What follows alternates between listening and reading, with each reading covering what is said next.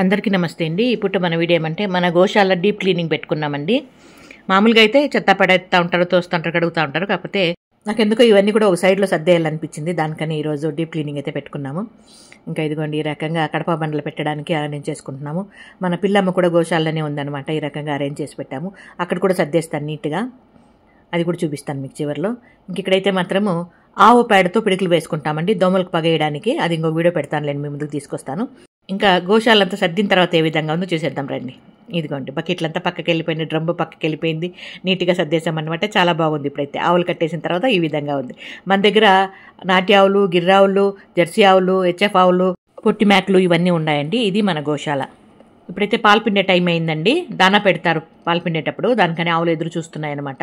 ఇంకా ఆవులు కట్టేసిన వెంటనే పేడ గంజరం వేసేస్తాయి, దాన్ని ఏం చేయలేము మనము. మన పిల్లమేమో పిల్లలకి పాలు తప్పించి బయట ఎక్కడో వెళ్ళింది. బుజ్జి బుజ్జి పిల్లలు అయితే ఉన్నాయి. ఇది ఇప్పుడు మన చిన్ని వీడియో.